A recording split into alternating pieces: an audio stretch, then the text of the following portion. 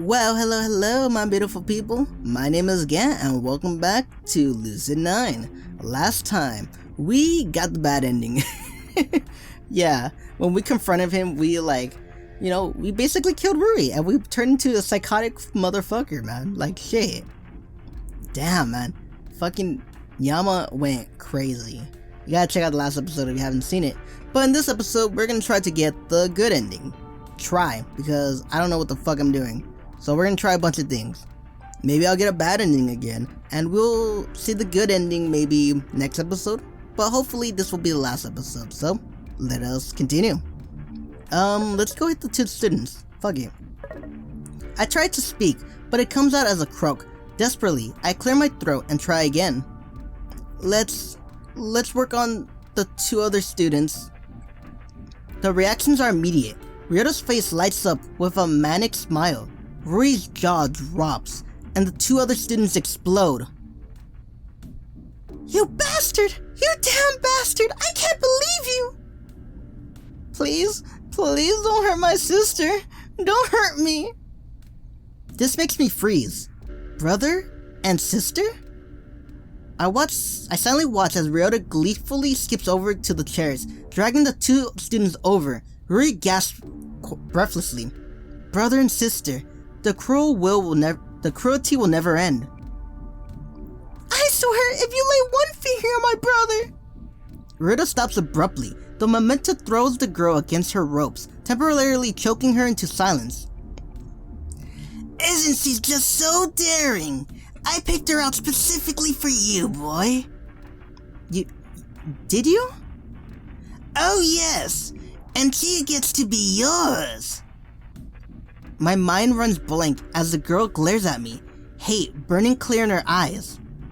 You're disgusting. And I say nothing. It vaguely dawns on me that I should indirect her anger at the serial killer, at the psychopath who orchestrated this entire thing. But can I really? They still have hope. Hope that they would go unscathed, that only one person would have to suffer rather than two.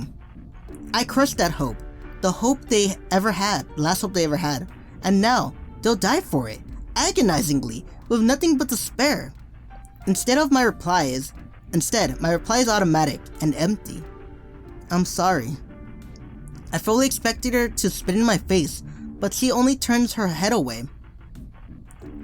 Hisaru, look at me, Hisaru. The terrified boy locks eyes with her, face dosed in a mixture of tears and sweat. You'll be okay. You'll be okay. Do you understand? It won't be. It'll be okay. I look at Ryota, expecting him to slap her into silence, but he only leans against the wall, grinning like he's having the time of his life. Of course, he must be having a field day. The pleasure of pain brings him more joy than death itself. I get the sudden urge to laugh, and I don't know why. Yama? The airy voice from the corner reminds me of Rui's presence. She's staring quietly at the scene before her, face bleached white. You're not going to hurt her, are you? Guilt, terror, regret, anguish. We must both be feeling their full effects. Close your eyes, Rui. She stifles a quiet sob. I turn to Ryota. Now that everything's set up, I need you to untie Rui. You know I can't do anything to you while you still have that knife, and neither can she. And neither of us will have the other person to die. And neither of us will leave the other person to die either. Only because you're the teacher's pet, boy. He stalks over to Rui's chair and cleanly slices at her bonds. She promptly casts her hands together, breathless, breathing deeply. Don't run, Rui. He'll kill both of us. I won't. Turning back to Ryota, hands sweaty against the fabric of my jacket. So, what are the rules of the game? Oh, quite simple. He strides behind the teacher's desk and pulls something out underneath. My heart drops. 2 metal pipes, around 3 feet in length, rough around the edges. He rolls one to me. I automatically stoop down and pick it up. We'll take turns inflicting blows on our disciplinaries. Good solid ones that makes a nice musical sound. The first disciplinaire who knocks out or kills their disciplinaries loses. The boy bawls at this point. Even the girl is shocked into silence. The first person to fall unconscious means a loss, which means I have to inflict pain without the promise of comfort. If I want to win, or at least not lose, each blow needs to be felt by their conscious mind.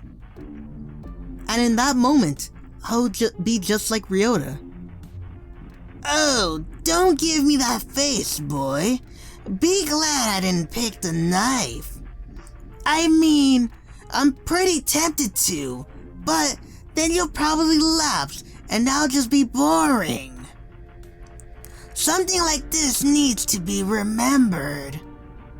So, are we ready to begin? No, I'm certainly not ready. I'll never be. I swift the pipe in my hands, feeling its weight. It's hefty, sturdy, could easily break bones, probably shatter a skull. And it's in my hands. I'll go first. Watch and learn. He strides over to the boy, gripping the pipe tightly in one hand, keeping the knife in the other. I watch, transfixed, even while everything in my brain is screaming for me to turn away and close my eyes. The boy whimpers quietly, eyes wide, squirming at the cruel ropes that binds him to his chair. Ryota smirks quietly at him and ruffles his hair. Not gonna lie to you, kid. This is gonna hurt like hell. No! Ryota raises the pipe, painstakingly slow, reveling in reveling in the drama of the moment. I might have laughed if the situation wasn't so sick. 3, 2, 1. He whips the pipe down, but when he's just an inch away from the boy's kneecap, he stops. Psych! The boy releases a great shudder gasp, shoulders dropping in relief. Then, without a moment of hesitation, Ryota lifts the pipes and brings it down. Crack! Goes the bones against metal, and the air splits from the impact of horrifying agonized scream, punctuated by a shrill streak of metal as the base of the chair grinds against the floor from the forced impact. The boy is screaming as Ryota steps back, an expression that I've never seen before dawning on his face. Oh, beauty! True beauty! How poignant is your sting! He giggles quietly to himself as the boy riffles against his chair, leg forced into an awkward angle. Damn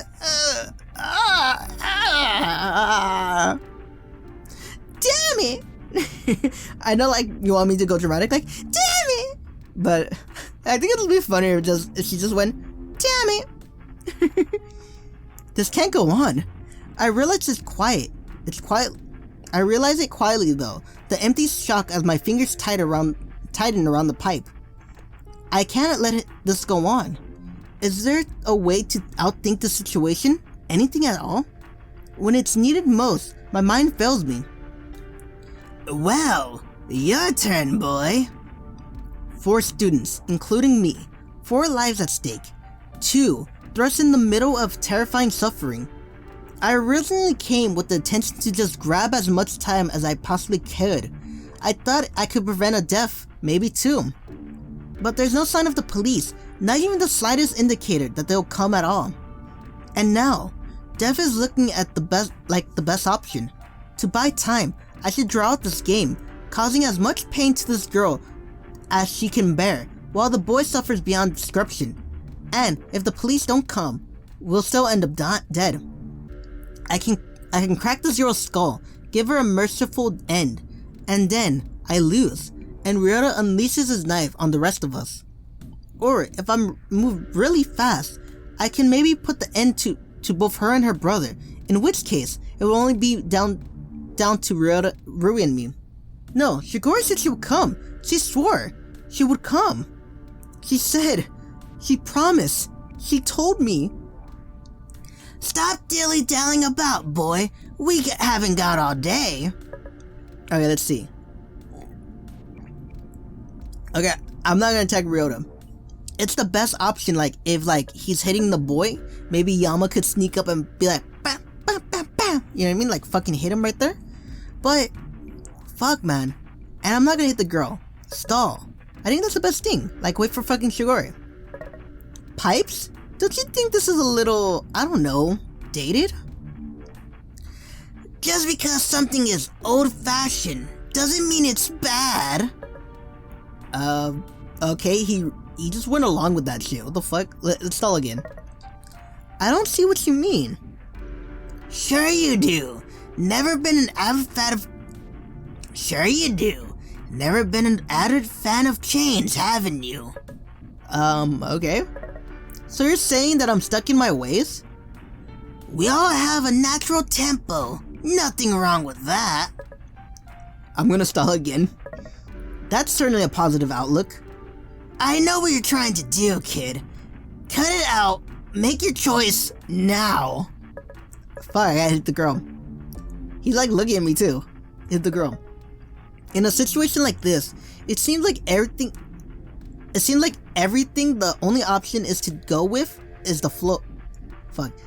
In this situation like this, it seems like the only situation is to go with the flow. I automatically step forward, knuckles turning white as I raise the pipe. Shigori said she would bring the police. Shigori needs me to buy time. Buying time means to abiding by the game, drawing it out, pain without mercy, conscious damage. Yama, please! Close your eyes. The voice that comes out from my mouth is cold and blank, nothing like my own. I keep my eyes open as I swing the pipe down, knowing that I'll only endanger the girl further if I close them. I see the pipe descend. I see the girl's eyes widen. I see...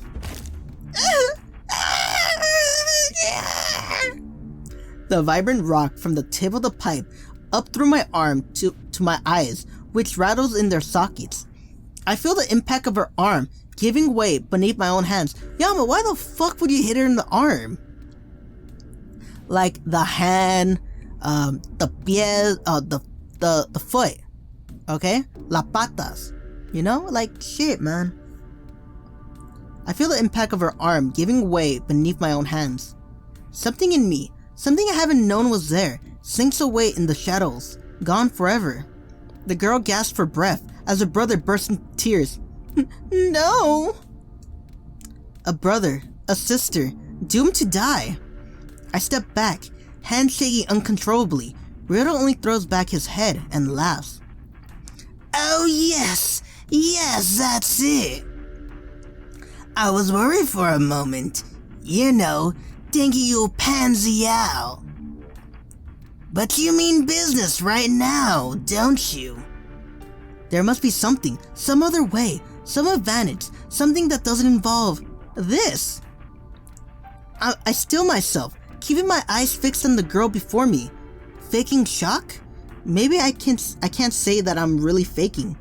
Meanwhile, I let my mind cast about the room, mentally recalling every sensory memory that had shelved away as I enter the classroom, searching for some miraculous solution. The door sprung open beneath my touch and I step into the classroom, my figure enveloped in the nighttime gloom. Ryota storms behind me, letting every footstep vibrate through the floor, up to the door frame, into the foundation of the building itself. He was enjoying himself, maybe a little too much. He was waiting for this moment, I think. The students that he carved into pieces might have pleased him temporarily, but this night, this would be his magnum opus, and he wants to relive it 1,000 times over. He grins with confidence as he cups a hand around his mouth. And the delinquent arrives at last. I shuffle further into the room, squinting into the darkness of the furthest corner, my breath shallow and my palms sweating. arms and palms sweaty, mom's spaghetti. Sorry. In the meantime, Ryota pushes up his sleeves and tossed his phone and keys onto his desk. That's when I saw Rui. Wait, he tossed his keys and phone on top of his desk. There was one thing that I overlooked, the mole and the police. No matter how quickly and secretly Shigori might act, there's still a high chance that she'll be found out. After all, it only took a few minutes for the mole to relay the news to Ryota. This time shouldn't be any different. Any time now, a phone call will warn Ryota, tell him to get away, and that would be the end. It doesn't matter if I manage to distract him with this game. It's not like he'll ignore a phone call from his accomplice. In that case, I need to get rid of that phone. I have a pipe in my hands, and I'm just a step away from the desk. The main problem is breaking it without Ryota noticing. Or if he does notice, he won't think that I'm knowingly sabotaging him.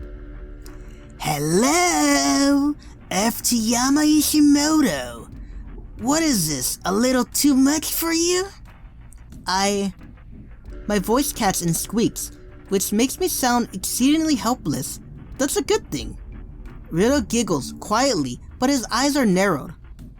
This must be a little rough. Do you think you're hitting your poor sister? I wouldn't worry. She's already dead. You know that. I grip the pipe tighter, my knuckles widening with pressure. The rough edges as the metal starts to cut into the palm of my hands. I welcome the anger, the panic, the helplessness that's swirling through my blood, gathering it into one tangled ball of black emotion. Must still be sour for you, kid, no? Would you rather hit the little boy? Shut up. Yama, please don't listen to him. Can't you think of it? Maybe you have some fun if you had the boy. Finally get an outlet for that self-hatred. Yama, he's trying to get to you. You didn't fight it. Fuck, hold on. Shut up, bitch! With frightening speed, he bounces across the classroom and seizes Rui by the hair, yanking backward until her neck is at an unnatural angle. You know, I liked you at first, but now you're just a little yapping dog. I should slit your throat right now. Feed your esophagus to that brat over there. He gestures to the boy, who's fastened to his chair. Rui makes an instinctive whimper deep in her throat. Do we have an understanding? Yes. Do we have an understanding, you blabbering whore? I'm gonna fucking feel that in the morning. Yes! Something locks in my brain, and my emotions drain away until I feel like empty automaton. You shouldn't have touched her. My vision blurs with rage as I raise the pipe with both hands, my arms shaking. Cold. Even feels so cold. Everything feels so cold. The edges of my lips pull into an unbiting smile at the fleeting vision passing before my eyes. Ryota's body, battered and broken at my feet, waiting for me to make an imprint. I seize the vision, even as deeper parts of my mind shrinks away in horror. Let it control me. You shouldn't have touched Rui Hayata. I slam the pipe down with as much force as possible. The metal pulses against the floor with an ear-splitting crack. Splintering of something white and shiny shoots away from the point of impact like a spray of bullets. The boy and girl shrinks back into their chairs, staring at me with wide eyes. It's irrelevant. Get away from her. I let my voice increase in volume. I let it shake. I let it steep with madness and fury. Rui steps back inadvertently, not out of fear, but out of surprise. No, Ryota. Why the fuck did I say Rui? Ryota steps back inadvertently, not out of fear, but out of surprise. He almost seems pleased with my transformation. I lunge forward, my voice exploding, trilling out of my throat. Get away from her, or I'll kill you! I start swinging the pipe madly. like an unbalanced marionette on a swing, letting the ends swivel into desks, chairs, walls, anything. I rush at Ryota, but he nimbly weaves between the desk and tightens the grip on his own pipe. My pipe passes with an inch of Ryota's face as I roll around, bowling in Ryota's direction, towards the desk. I vaguely register a look of open horror from Rui, but I flick it away from my mind like a gnat. I lunge at Ryota with a full force blow, swinging down, letting out a vicious scream. And, just as I was hoping, Ryota is startled by my sudden burst of energy and instinctively dodges to the side instead of blocking my blow. My pipe slices downward and split the polished surface of the teacher's desk, sending shards of wood flying. The impact rattles my arm and into my skull, but most importantly, I hit Ryota's phone. Oh shit. I've hit Ryota's phone dead center. It shatters into a new pile of rubble, the resulting crackle masked by the destruction. I don't dare to take a pause. I can't celebrate the small victory. Instead, I let my anger fester. I take hold of the pipe in my hands. I'll kill you right here, Ryota! I swing again at him. Sorry if I'm not screaming good, because people are asleep in my motherfucking house. Damn, man, I should have done this in the morning. If I would have known there would be a lot of screaming, I would have let it go in the morning so I could fucking be louder and louder. I swing again at him and step back, adjusting the grip on his... I swing again at him. He steps back, adjusting the grip of his pipe. He's getting ready to counterattack. The momentum of my arms carry my weapon straight into the wall, sending the plaster cracking. I let loose a scream of frustration, something that rips my throat raw and ricochets against the broken wall. You know what? I am ripping my throat right now. Just fucking doing Ryota's voice. That shit hurts my throat. From the corner of my periphery, I can register Rui's clapping her hands. Yama, please, stop! Is that the best you got, kid? You still haven't landed a single hit on this old man. I don't let myself think. I just swing the pipe unblinkingly at his head, knowing that it won't hit. And Ryota drops down, just as I suspected. His eyes widen with glee, and he swings his own pipe with one hand, and... my stomach suddenly lurches against my spine with a piercing hammer of agony. I'm sent sprawling to the ground, and Rui screaming faintly in my ears. Yama! And then, the coldness, the numbness, the emptiness, it all melts away, and I suddenly feel weary, like every footstep is being pulled through mud. The bowl of pent-up aggression in my gun is replaced with a pounding soreness from the impact of Ryota's pipe. For a moment, I let myself lie there, splinters of wood and plaster pricking into my back. It would be so easy to just close my eyes and sleep. Let this whole world drift away. Get up, boy. Game's not over yet. Unless you mean to forfeit. Ah, that's right. I can't forfeit, because there's other lives on the line. That's why I came here for. To help these other people. To save some lives. I start to push myself up, but my abdomen clenches in pain. I gracelessly fall back to the ground, my back stinging from the tiny daggers of fragments embedded into the ground. So no forfeit. Pity. I turn on my side and try again. This time, I lean on the remnants of the desk, cradling an arm against my aching stomach. Where was that energy from a second ago? Why am I suddenly so tired? Well, dumbass, because you used up all your fucking adrenaline. All your anger and everything for fucking Rui. And now, yeah, of course you're fucking tired. I guess that I tend to charge ahead when I have a purpose, and without that purpose, I just run on a broken engine. I need to break the phone. Now I've broken it. What's left? Wait? How long? When will Shigori come? Cute play, boy. I see what you're trying to do. My veins fill with dread, and it takes every ounce of self-control for me to not cast a glance at the buried phone. Unfortunately for you, noise isn't an issue. You can't throw a tantrum all day, and no one will hear a thing. No, you can throw a tantrum all day, and no one will hear a thing. The new curfew keeps kids in the dorm court. No one's gonna take a stroll around the classrooms when they could be playing foosball in the common room. I don't have energy to respond. I don't even feel my face move. Gradually, the cold, welcoming emptiness in my mind is dissipating, replaced with the creeping sense of utter what? Despair, like Danganronpa. You are going through despair, kid. You're going to despair, brother.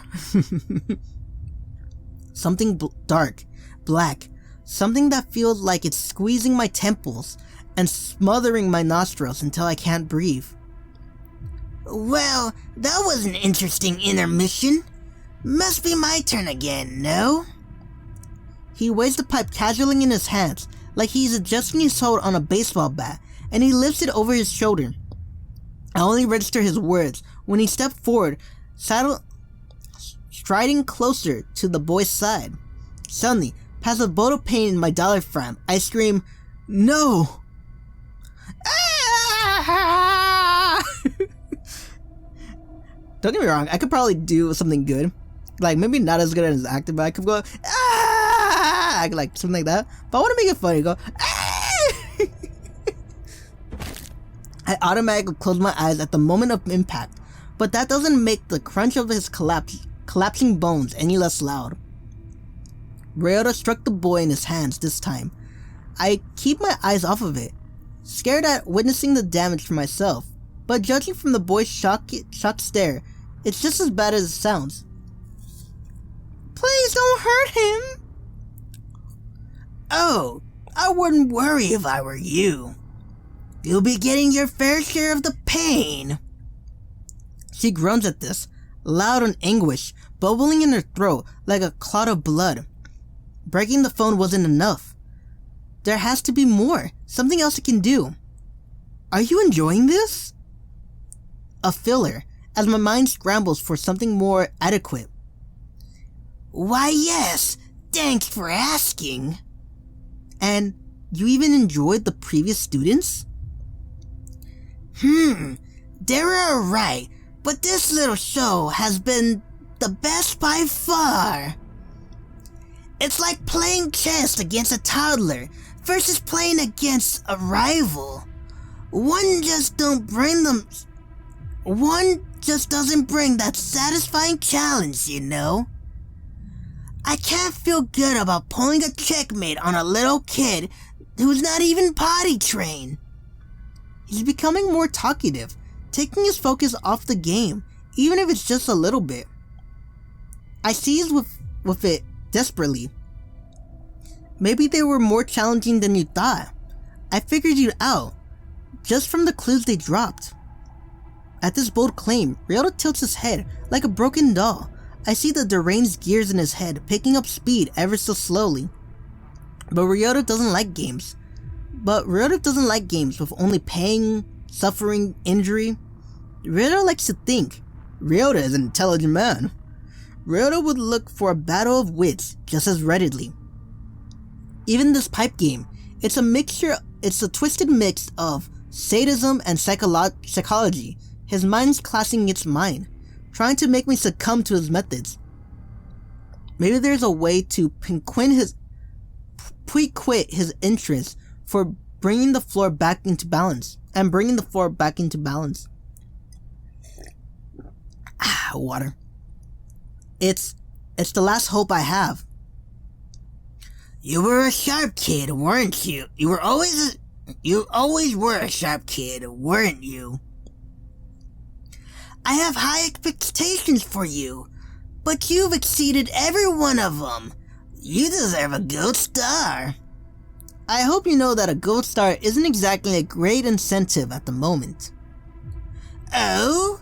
But I read that positive reinforcement is better inflicted punishment, particularly when it comes to children. To be fair, I always thought of it as a ruse. Punishment gets results. You just need to look at history to realize it. It's because of whips and taskmasters that the ancient pyramids and great terracotta armies were built. Meanwhile, what has humanity done? Skyscrapers? What beauty do those hold? They're glorified prisons, cages of metal and glass, meant to trap in pathetic little animals. Is that what you consider success? Building something big? Some people just prefer happiness. Happiness? What a subjective measure of reality. At least impressive structures are tangible. They are made of strong material, capable to loom above the common populace. When you look up, you realize the depth of man's insignificant. Happiness. What can measure happiness? How many smiles I send per day? Oh, let's not forget the first world dream. Living in a mansion with a Ferrari and thousands of servants. Nothing brings happiness, but so much brings awe. This is just a meaningless stall for time, but I'll take it. He's starting to warm up, and weirdly enough, so am I. Maybe happiness is subjective, but awe, does it really bring fulfillment? Doesn't it? Have you ever stood on the precipice of a great chasm and just thought, oh, I could just die happy at this moment? It's an unparalleled feeling in the world, child. You seem to be regarding me with skepticism. Then, pray tell, what is your opinion? What makes you happy in this foolish little world? What makes me happy?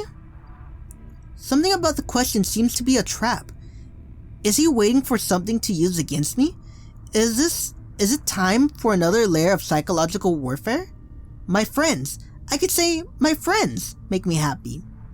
Then he would point out how none of them were here, how I've endangered the only one who matters, how friends are simply an arbitrary term for a circle of useless acquaintances. All I would feel is despair. Then what else could I offer as an answer? Being alive? Being alive to do what? Feel and experience everything that life has to offer? Then Ryota would say that if the gift of life is enough to bring happiness, then everyone should always be happy. The slave beneath a whip, the trafficked girl in the brothel, the prisoner of war on a rack. And again, I would only feel despair. What makes me happy? What fuels me to get up in the morning and keep going? Altruism? Hardly. I think most people in the world are pretty stupid and don't deserve to live. Love? Yeah, as if I'm a fountain of affection. What is there to fuel me? What makes me happy? Anything I think of, I know that Ryota can warp and use against me. He'll try to break me with my own hands. You could just say Taco Tuesday. If you really want to trick him up and everything. Taco Tuesday makes me happy. He's like, what? Taco Tuesday. You mean the tortilla thing with meat and everything? Yeah. We don't even get those in Japan. What the fuck, Yama? Oh, I've been caught. A shame we have to meet. Is it weird when I said, oh, I've been caught? I thought that a fucking Shigoro was gonna be there. A shame we have to meet under these circumstances, child. Your mental facilities are truly impressive. Do you understand the theme of my lecture? I can't say I do. Will there be a study guide? You're already in the test, boy. I'm afraid it's too late. Simply put, he who has the most drive has the most strength, and he who has the most strength has the most power. Look at you. You can't even tell what makes you happy, whereas I gave a confident answer. Why do you suppose that you are so powerless, while here, I stand invincible? He even took my lack of an answer and used it against me. I tried to tell myself that it was the right decision. Are you saying that you won? I'm just reporting facts. But even if I'm weaker, I can still beat you. I already beat you. No one was supposed to know that you were responsible for the killings. The recent ones or the independent ones? Rita stops in his tracks, eyes glinting. Well, whether the independent killings were, it looks like he really was the person behind it. It's a breathtaker that I desperately seized. I tried to cover my fatigue by flinging a challenging look in his direction. You've been busier than I thought. Doesn't seem to be hard. People don't tend to expect much of me. But you even made friends in high places, High places? This throws me for a loop. What does he mean by high places? I got the information from Natsuki, and she lives in a shabby apartment in District 6. No, I can't be distracted. I have to keep the conversation flowing, make him lose track of time. Just how many people have you killed? The Aztecs has this remarkable belief system. Would you like to hear it? I just asked the question. In order to appease the gods, and to keep the universe running smoothly, they were to offer constant human sacrifice. Yeah, that's true. If you guys don't know anything about Aztec, they would kill, like literally, they would rip out the hearts of like prisoners that they would take from war, rip it out, and use it as sacrifice on the temples of Tenochtitlan. And they would like pull out the heart to appease the god to not, destroy the fucking universe. Giving them endless supply of like blood and everything. Priests would rip out the hearts of prisoners of war while they were yet alive. If they slacked in performing this ritual, the kingdom as they knew it would fall into pieces. That's why you kill people? To keep Ishimu running? What kind of reason is that? Oh, what do you think I am, the priest? His voice drops and takes a tint of something unfamiliar. My spine tingles in apprehension. I am not the priest, child. I am the god. I receive bloody offerings. I do not give them myself. The city must earn my goodwill, lest I paint the streets red with my vengeance. The ones who scorn me will be obliterated by the very words of their own mouth. Oh, dear child, you know nothing of the beauty of pure, unadulterated strength. I open my mouth, willing a snark remark to come forth, but there's nothing. My hands are shaking, tightening against my throbbing stomach. What kind of madness has seized this guy? I straighten and open my mouth wider, hoping that something will come out. Anything. If I don't say anything, if I don't distract him, even if it means I have to listen to more of this insanity. Your antics amuse me, boy, but our intermission must come to an end.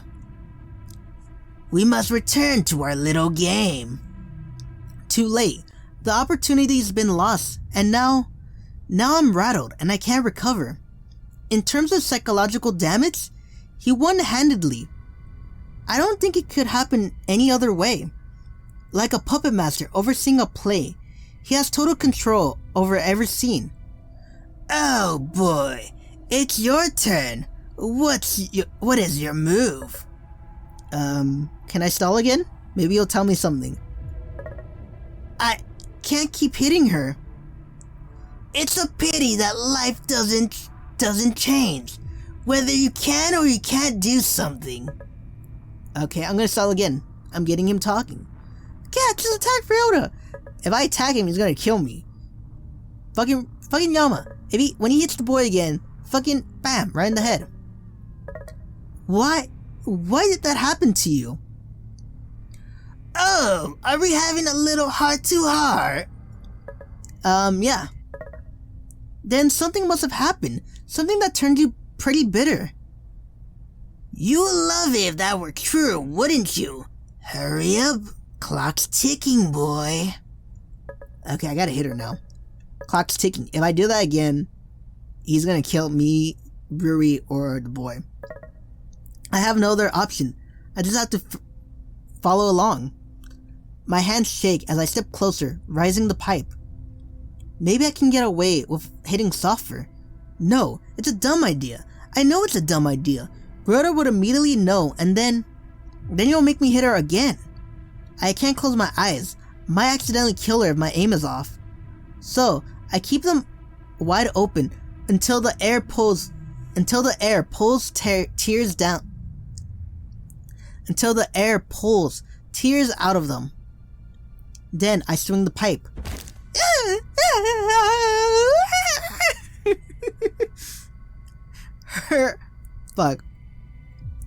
Her arms hanging limply over the edge of the chair, bent in an unusual angle, and rising bile to my throat. Yama! Her feet! Her toes! Anything, Yama! How must she be feeling at this moment? How can she stand it? Held captive for no reason, every nerve screaming fire at her, begging her constantly to fade, but finding no relief. How can she live through that kind of miserable existence? Say, kid, you're not looking too hot. Wanna call in a sick day? I doubt that's an option. I want to say something unaffected and cynical, something that keeps me safe from the mess of the world. Instead, my mouth opens to pull up a topic to divert the conversation. You said you were killing people for fun, especially? Oh, does that bother you, boy? Does that bother you? I assume it would bother most people. But if I remember correctly, the Aztecs, well, they kill other strong warriors to transfer the strength to the sun. So, what made you turn on a bunch of helpless students? Even as I ask the question, the inner crevices of my mind whispers quietly, is it worth it? Isn't this just a prolonging and agonizing demise? But what other options is there? Come to think of it, earlier you mentioned being an executioner. Heh, good observation, kid. Ah, fuck. That was hurting my throat like a lot. I just gotta push it. I just gotta push through it.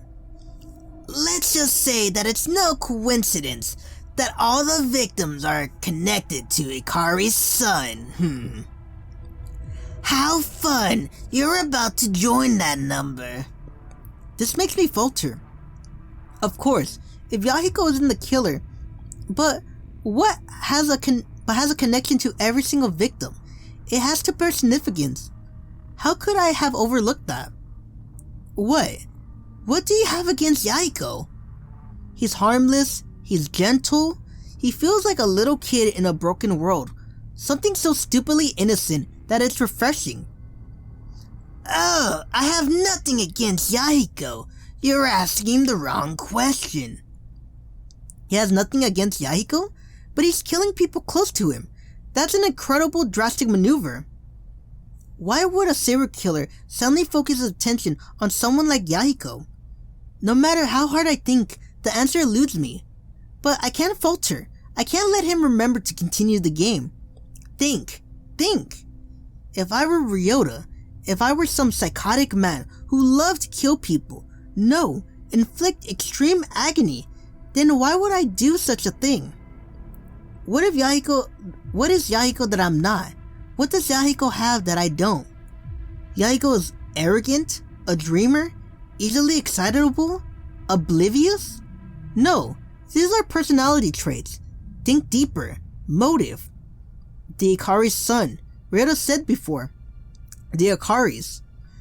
If it doesn't have to do with past history, they really don't know each other after all. Then is it because of money? Money? Connections? Yahiko's the son of two higher ups at Lemniscate. If Ryoda doesn't have anything against Yahiko, then could he have something against his parents? If you were aiming for Yahiko's parents, it seems a lot more effective to target the people around them. Still have that brain of yours, I see. Yes and no. Yes, since Yahiko is just an easy avenue to his parents. But targeting the people around the parents themselves, instant suspicious, not to mention artless and a cliche. I thought you'd be smarter than that. Fuck, man. A little thought bothers me. Why is he so open with his information? No, I don't have time to consider this right now. I just have to accept it. Think. More. I am Ryoda. Even now, I want to see blood, to hear screams, to... No, something is clashing. Students are challenging. They're too easy for me. The wretched pest. Their deaths are simple and insignificant. They will be remembered for what? A day? 2? Perhaps 5 years by the families? But eventually, they'll fade into nothingness, because they are young and meaningless. Another tally in a long list of missing persons. Whereas, if I could get my hands on a politician, or a world leader, or even a company executive, mourning for weeks, months, years, remembrance in the history books. The man who killed the king, or the president, or the emperor. I shall make my mark on society forever. A beautiful thread filled up the spaces of the intricate tapestry. But instead, I decided to kill students, to capture insignificant rodents, just to put pressure on the Kari family? What a joke. Why am I even doing this? Yama, I swear, if you become like a serial killer right now and like kill people, I'm gonna punch you in the game. The Akari family is threatening me. No, certainly my judgment would be more swift. I care not about my own death as much as I could have them suffer first. Were they there threatening me? I would see them in their rooms the next night with a knife in my hand and a grin on my face. Capital punishment would be insignificant. I would face the chopping block gladly in that case. Money? Perhaps someone is compensating me with a monetary incentive. As if I am paid in blood? Currency is a little value to my psyche. If I really needed the pocket change, a few black market inquiries would do. Perhaps I need something money cannot buy. Something that only a certain commissioner has. And the only way to get it is to pressure the Ikaris, even if it means killing rabbits. To do that, I start with someone only slightly related to Yahiko, Midori Miyaruno. They would not even notice. Yahiko may mourn the compassionate imbecile, but to the Ikaris, it's just an insignificant disappearance. Then, Tumura Hayashi, who interacted with their son on a greater level in the orientation group that Yahiko led. That raised some eyebrows and called for suspicion, but nothing that the Ikaris can't prove.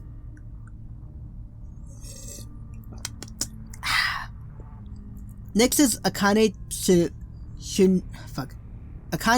Tsukino, girlfriend of Shoji, who was close to Yahiko due to the Happy Club.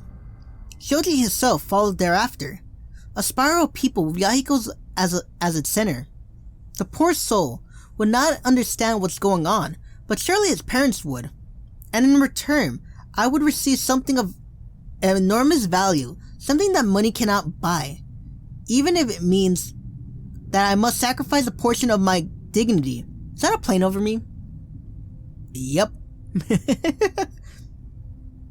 Just that? Heh.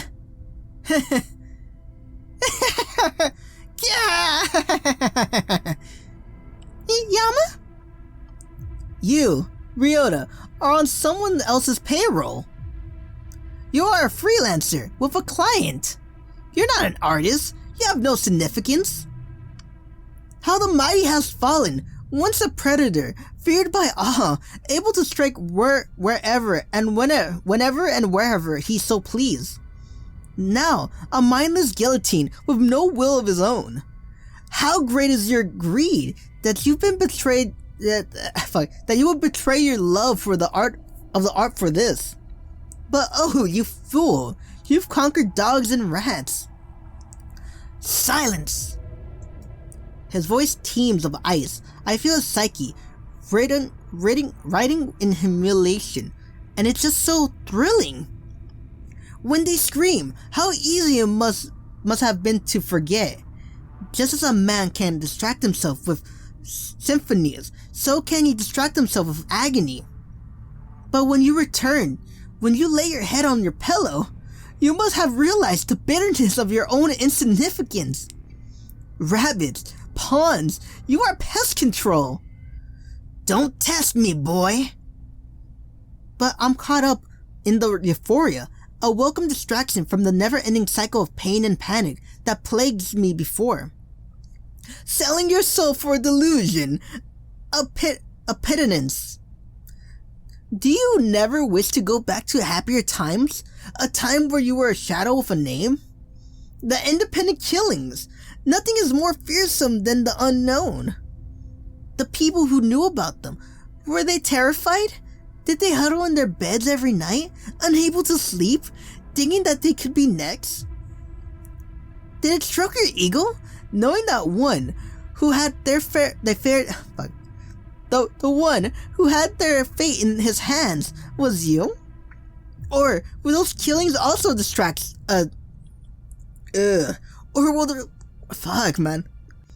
or were those killings also a discretion of your employer? Were they further connections that the police simply could not deduce? Was that also a Primvale commission? Ryota grits his teeth and digs his finger into the nearest desk, but doesn't say a word. Then I'm right. I'm right about everything.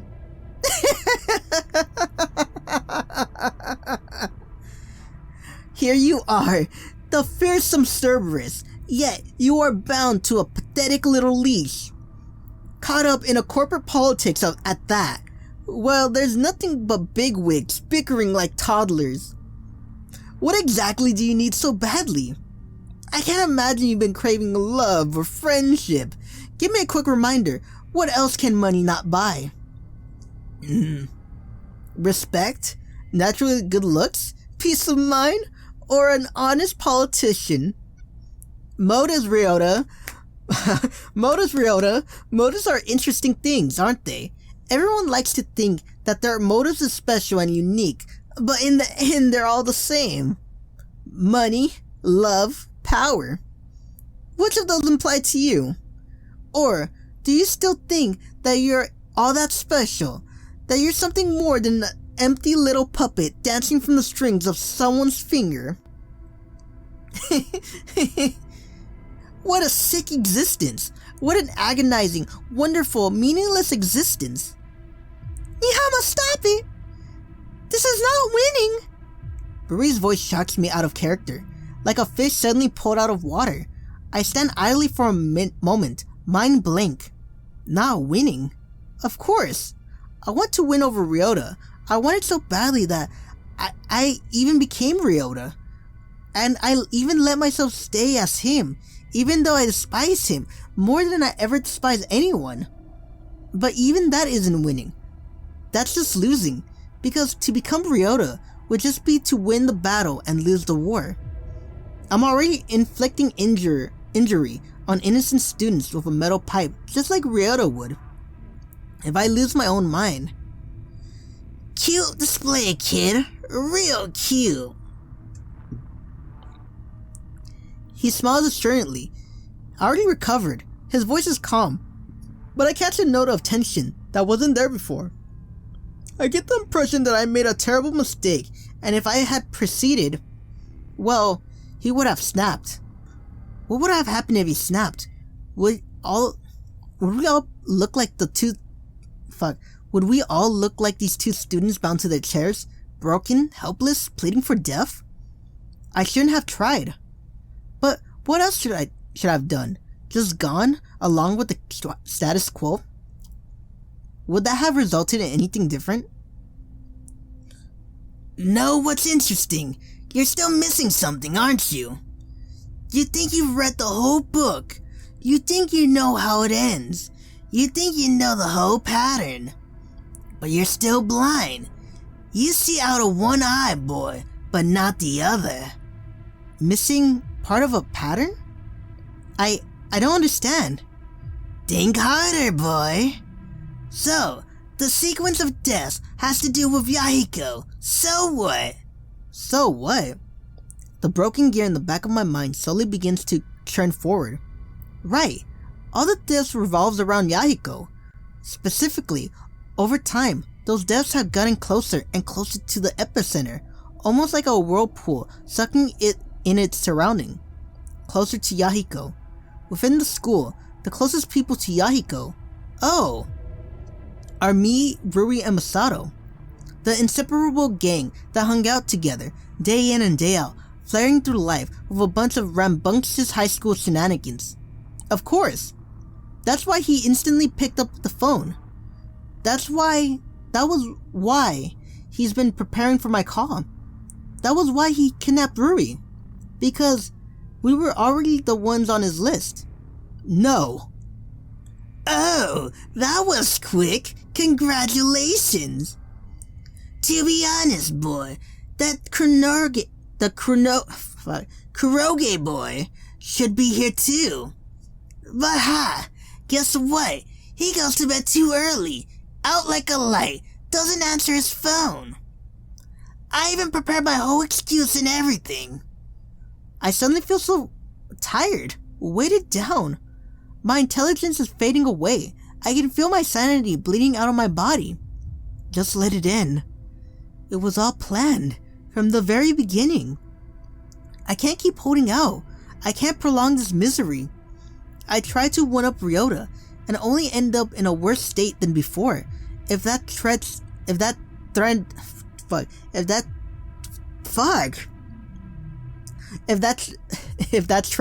continues.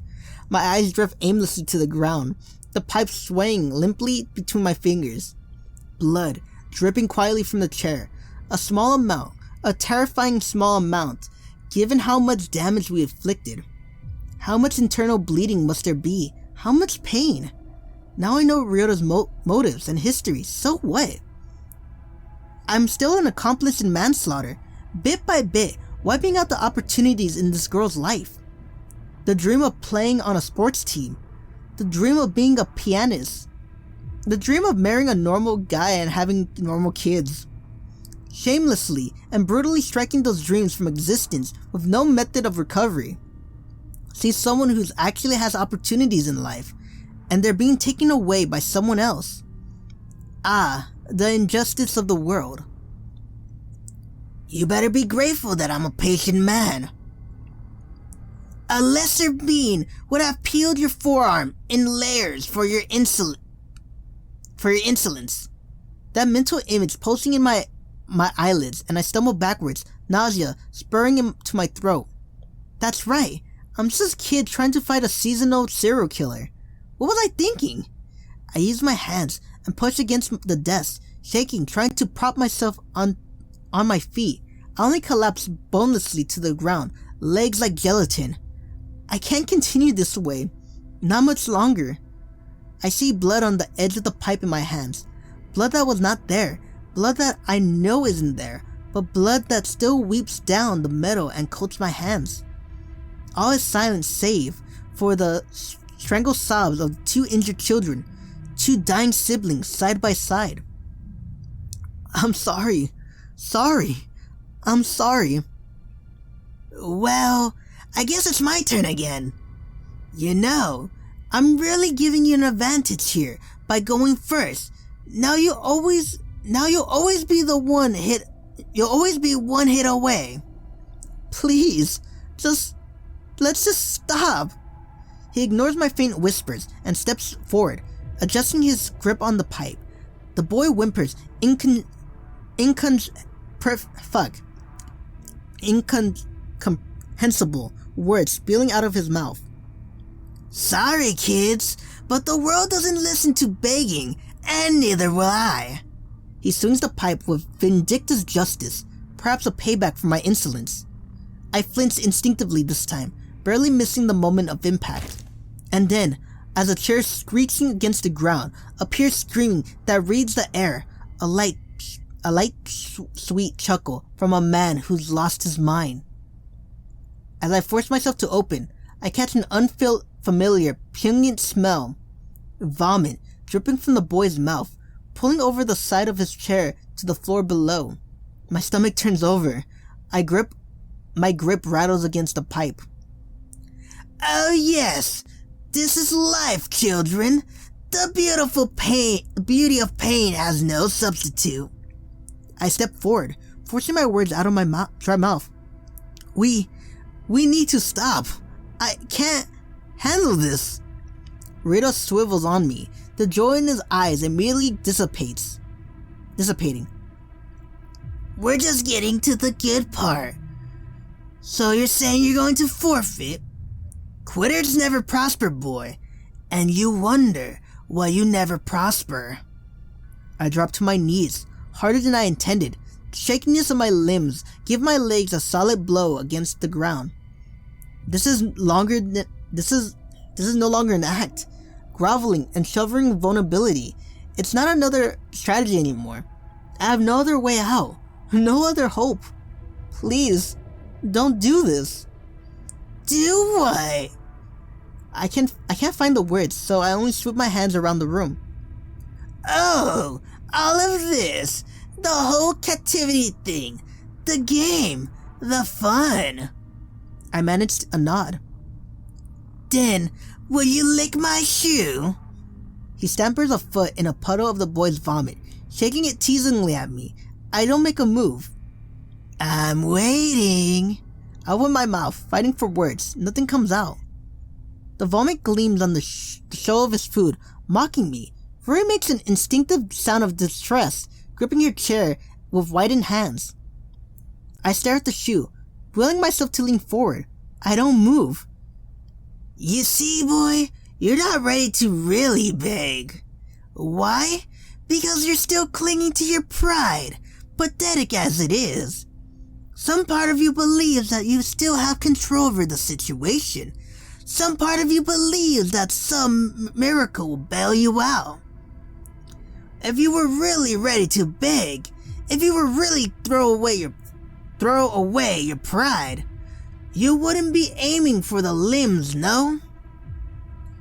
When you hold that pipe, you would be aiming right at the skull. That is your only hope right now. The only hope of all of you. Death. But sadly for you, I don't like the rest of my executions. It's such a waste. I shakily clamber to my feet, weighing my arms on the table to pull myself up. Pride? Belief? Control over the situation? Do I really have any of those things? Maybe he's right.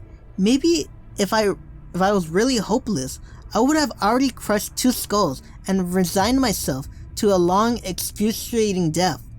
But here I stand, with a pipe, ready to hit again. Why? So, now that your little dramatic sting has ended, I believe it's time for your turn. He tilts his knife against the moonlight in Rui's direction, sending a fresh reminder of the stakes. And I am back. I'm sorry about that. I heard a noise outside. Shit, man. It's really late into the morning and I heard a noise and I got really freaked out. Like a little bit. Okay, so what were we doing? Oh yeah, I gotta pick one. We're gonna stall. I don't remember what the fuck happened last time. Blah blah blah. He pulls a knife from Rui. Okay, we're gonna stop. Fuck it. So you don't like to rush? I know your little trick, boy, and I'm not in the mood to entertain them. Alright, fuck it. I gotta hit the girl. There's no other way. He's gonna kill Rui. Fuck it. I grip the pipe, arm shaking as I raise it over my shoulder. But aren't you stuck here forever? The fight, isn't it getting too tiring? Aren't you exhausted? You're not strong enough to face this. I shake my head and squeeze my eyes shut, trying to knock the voices out of my head.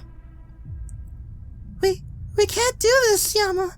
This is wrong. We can't. I swing the pipe. No. The pipe drops from my shaking fingers. I heavily lean against the nearest desk, my knees too weak to support my weight. I can't do this. Oh, sure you can. You're doing great. Ryota lifts the pipe over the boy, whose face is coated in a mixture of sweat and tears, sticking his hair against his forehead. The boy's eyes slide to mine, begging silently, hating the day he was born. Ryota sends an icy smirk with a sheen of madness, reminding me of my earlier behavior. Payback, he seems to be saying, but I do nothing. The note is raw this time, raw from the overused throat. The overused throat that's been screaming far more than it should. When it descends into silence, I can hear the breaths of the two students rattling in their lungs, shallow and anguished. Blood is starting to trickle from their mouths, slowing down the corner of their jaws and dripping onto the pristine uniforms. Death would be a far better option. How much time has passed? It feels like days, stretched out and pulled against each other. Practically, I know that it can't be more than a few hours. The sun hasn't started rising yet. But holding out for this long only seems like it's delaying the inevitable. And in the meantime, harming innocents along the way. Why? Why did it have to be you? Who to be specific, boy? I wished it wasn't you. Shape up and tell me. Bigotry helps no one. You should have been the killer, Ryota. He was supposed to help me. He was supposed to get me through school, through drama, through life. Not this. Never this. Fucking hit the girl. Attack Ryota. Fuck it, I'm gonna stop. Why the fuck am I gonna hit the girl again?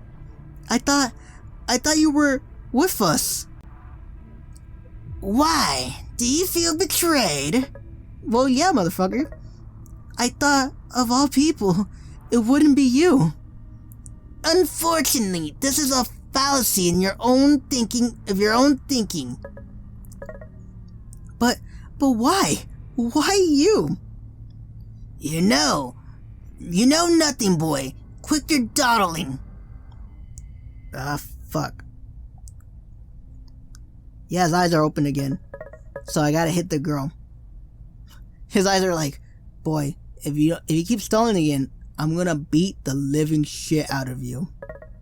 I rise the pipe, but my grip falters as my eyes turn to the girl. She no longer has hate in her gaze. She doesn't even have the slightest hint of anguish. Everything is just empty. I whisper it again, that trivial excuse that does nothing to help the situation. I'm sorry. This time though, she responds, quietly moving nothing but her mouth. I know. And I swing the pipe.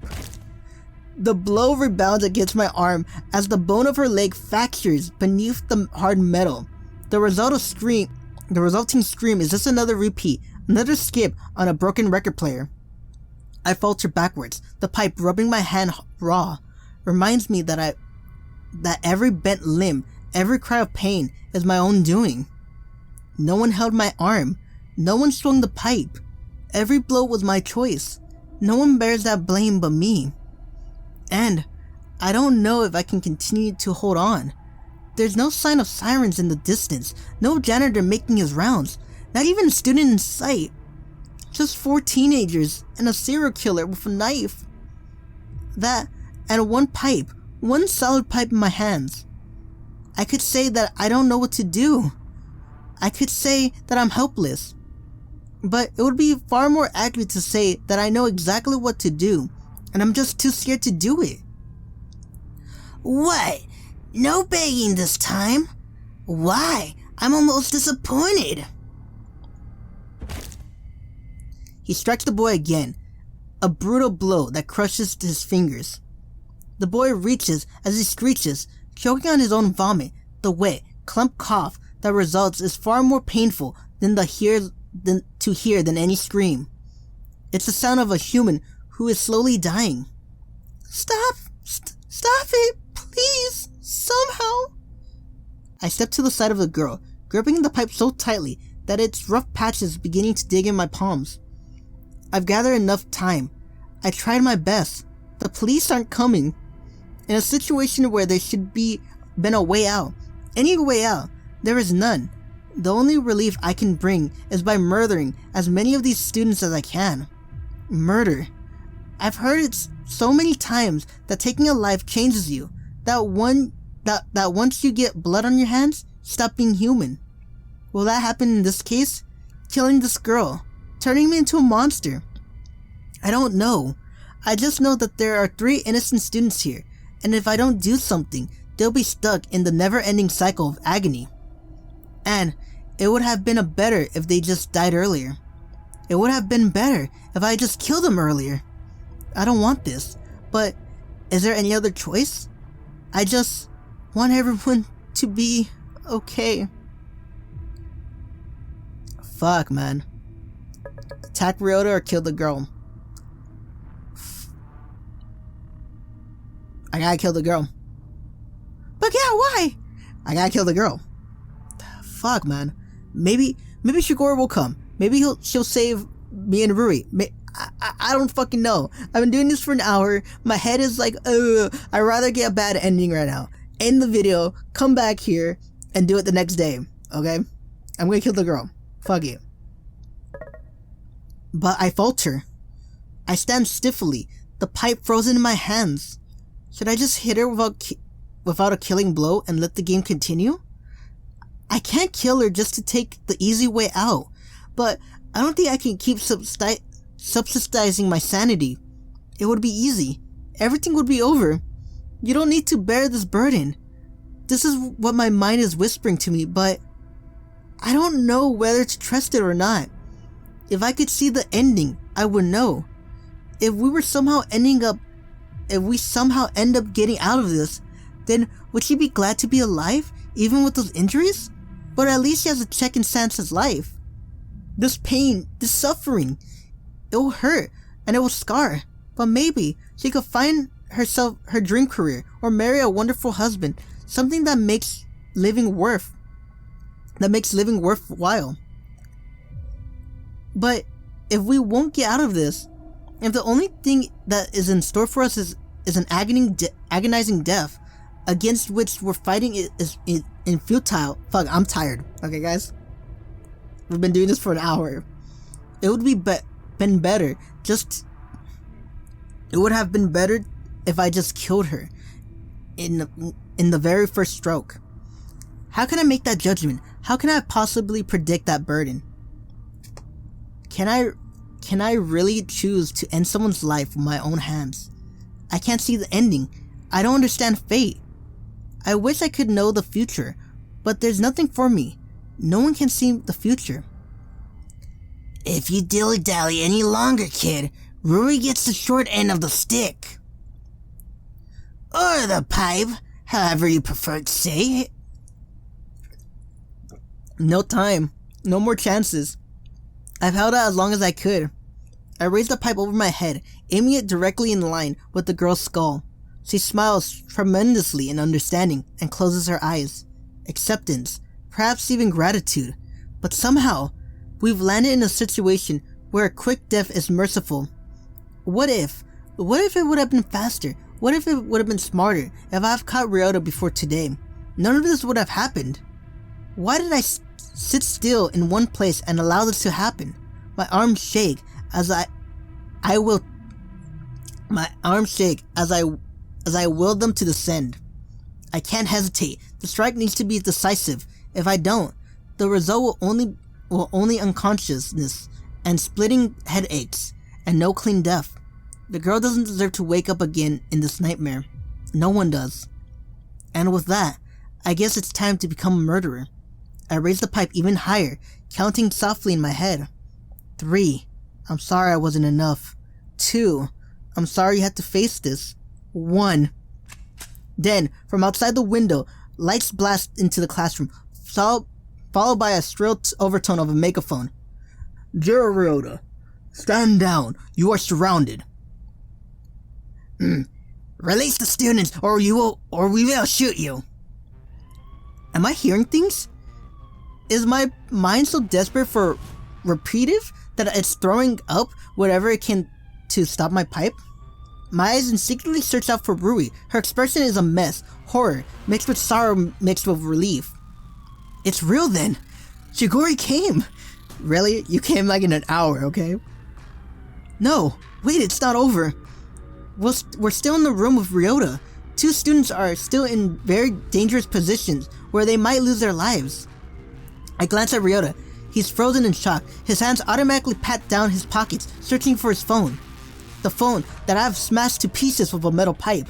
Yeah, you're fucked. It just solidifies my suspicions. He would have been notified if I hadn't managed to break that phone.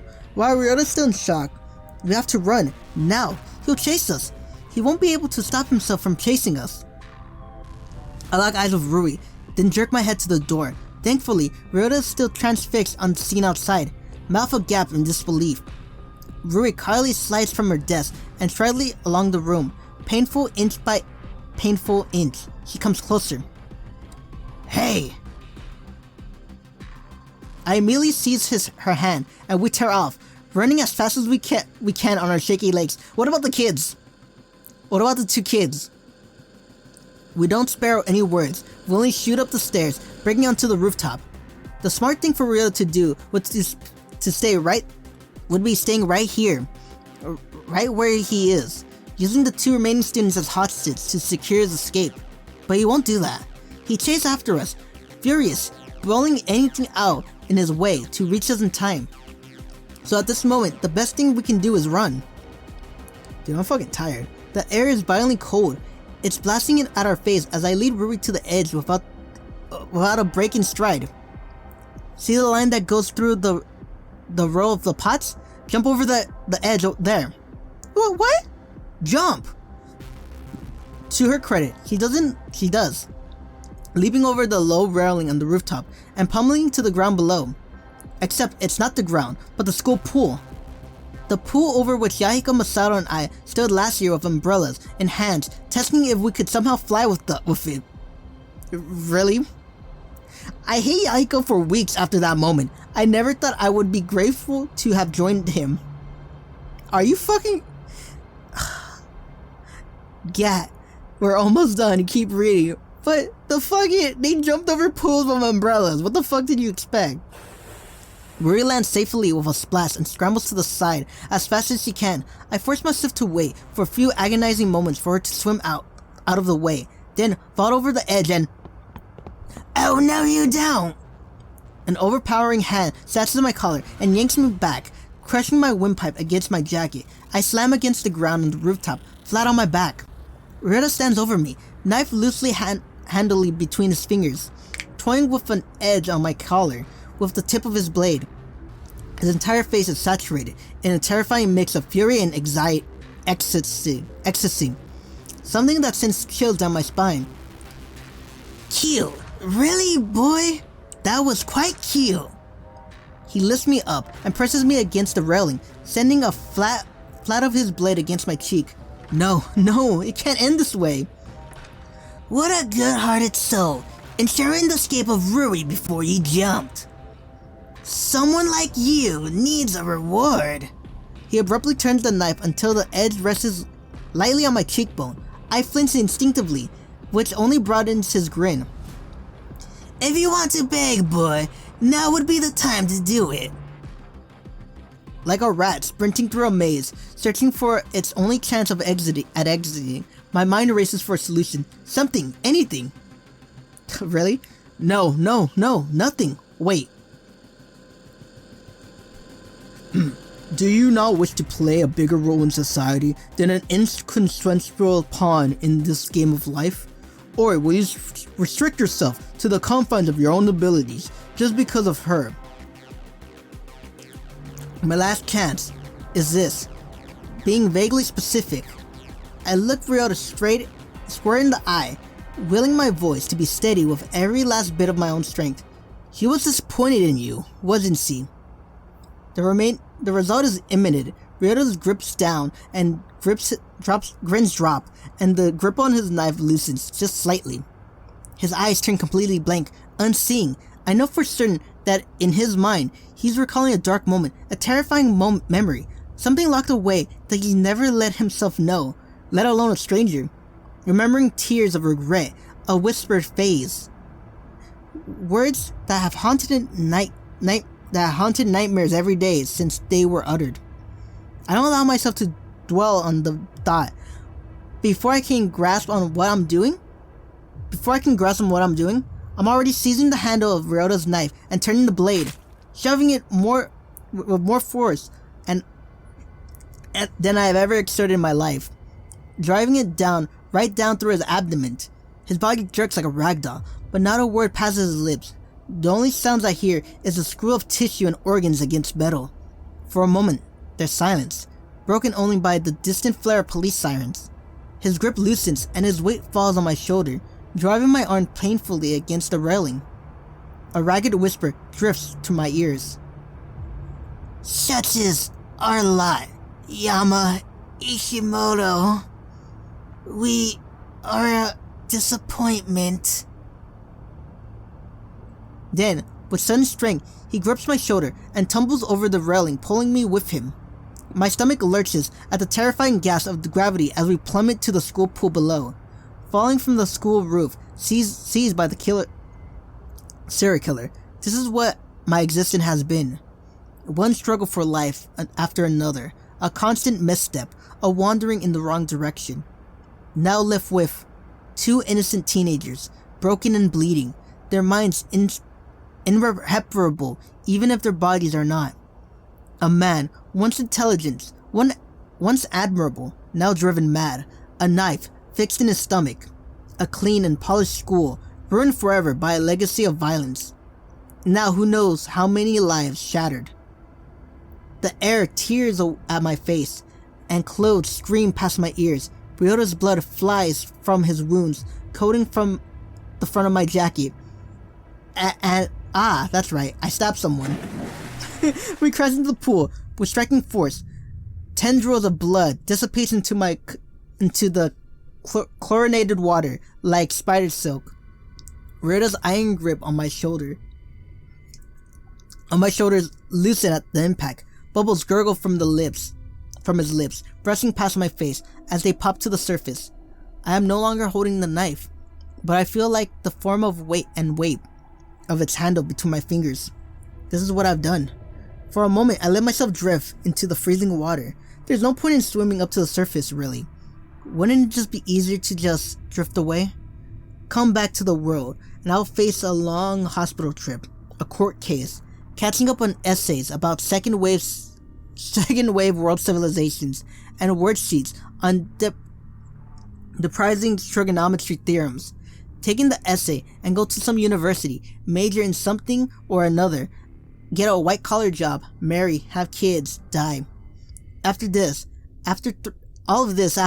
thrashing another human being system to a pulp, someone who might not recover physically and who will never recover emotionally. Is there even an option? Point? Existential nihilism, the belief that there's no meaning, no value, nothing to life. I vaguely remember being terrified at the notion when I first heard about it in class. Most students just laughed it off. How stupid. How depressing. Life has no purpose? Whoever made that up had issues. But it was close to me.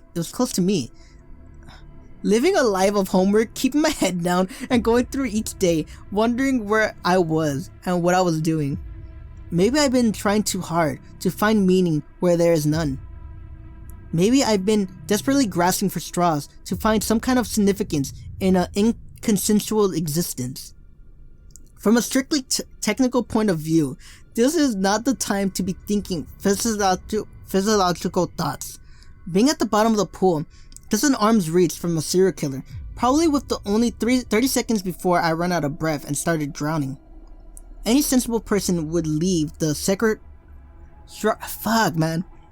Yama, why do you have to talk so much? Just shut the fuck up. Shut the fuck up. Either drown or something. Good ending. I died. That's it. Okay? Any sensible person would leave the Socrates session for another day and wait until all basic needs are met first. Guess I'm not as sensible as I thought. Either that or I can't bring myself to be. You can lead a student to error, but you can't make him breathe. That's how the saying should go. Maybe I should just sleep. I suddenly feel so tired.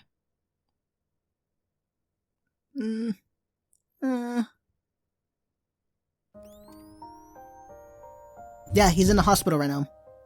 And we are gonna end it there. But yeah, you are too close to the end. Fuck it. I think I've been here before. No, I am ending here. Fuck, man. That's right. This is a familiar road. Fuck, man, no. No, fuck this. He's gonna go to like another half an hour spiel about, oh, this is the same thing I feel with my sister and everything. No, I am tired. It's an hour and maybe 20 minutes. It's an hour and 20 minutes, exactly. Fuck off. Fuck you guys. I'm tired. It is 3:31 a.m. I am tired. I didn't think this was gonna go on for like an hour and something. Okay? We will continue this tomorrow. I am tired. A bitch is tired. Okay? A bitch is tired right now. Okay? So if you liked the video, hit the like button, hit the subscribe button, hit the bell notification to see whenever I post, and leave a comment. Tell me that I suck. Maybe I should have kept going. Maybe I should have kept going. Or maybe I should have stopped earlier. Like, what the fuck, man?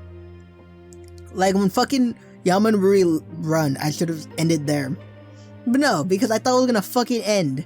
I didn't think it was gonna be too drawn out. Yeah, I'm getting the right ending because, you know, this is so fucking long. Fuck you, Yama. Alrighty, I'll see you next time. This is farewell, and as always, bye bye.